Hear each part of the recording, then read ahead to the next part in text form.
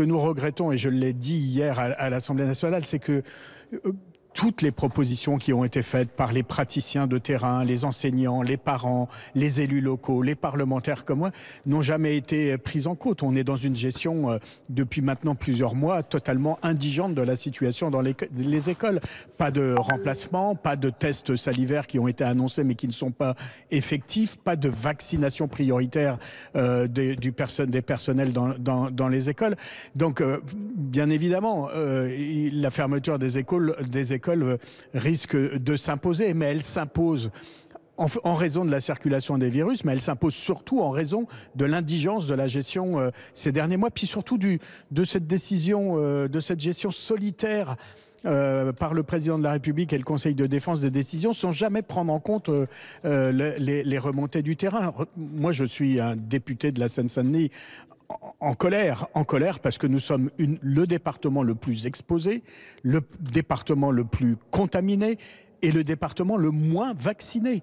Alors je demande que le vaccinodrome qui ouvre au Stade de France la semaine prochaine, avec normalement 10 000 vaccinations par semaine, soit prioritairement adressé aux habitants de la Seine-Saint-Denis et notamment aux métiers les plus exposés. Parce que ce que je veux vous dire sur le confinement et la fermeture des écoles et éventuellement un confinement plus strict, quand il y a un confinement dans le pays, et on l'a vécu il y a un an, les habitants de la Seine-Saint-Denis sont très peu en télétravail.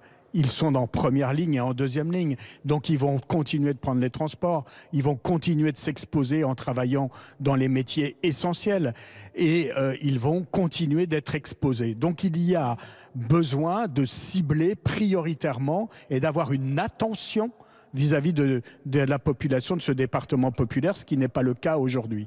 Stéphane, si fermeture des écoles il y a, comment faire pour éviter que les jeunes qui n'iront pas à l'école ne se réunissent pas entre eux et en nombre en dehors des murs de l'école?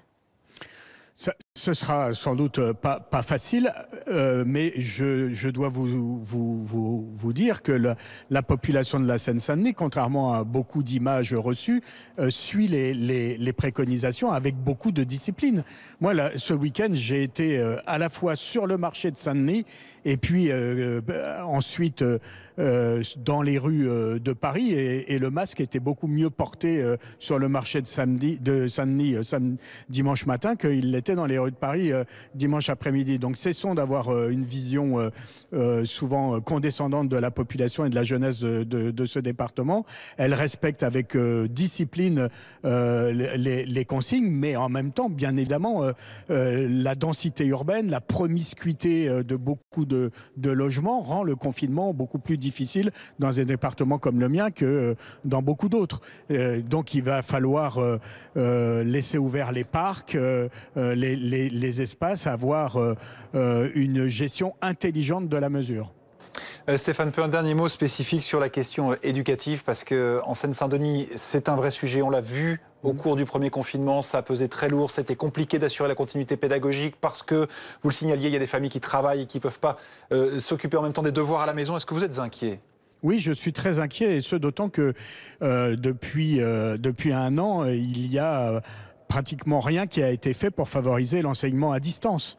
Et on savait, même en laissant les écoles ouvertes, que c'était pourtant nécessaire parce que certains établissements étaient en demi-jauge et qu'il fallait quand même travailler en distanciel. Aujourd'hui, en Île-de-France, vous avez 500 000 élèves dans l'éducation nationale. Et vous avez des serveurs de l'administration de l'éducation nationale qui permettent seulement 200 000 connexions. Donc rien que cet exemple, et ça n'a pas été amélioré depuis un an, rien que cet exemple montre à quel point on ne s'est pas préparé, on ne s'est pas équipé. Et si j'ajoute à cela le fait que les enseignants ont eu 170 € pour s'équiper en informatique, inutile de vous dire que c'est très largement insuffisant, et surtout qu'il y a beaucoup de familles, beaucoup d'enfants qui n'ont pas les équipements, et puis surtout pas non plus forcément les conditions familiales pour pouvoir faire de l'enseignement à distance. Donc bien sûr, je suis inquiet parce que vous savez, le Covid C'est une pandémie qui touche tout le monde. Tout le monde est vulnérable à cette épidémie,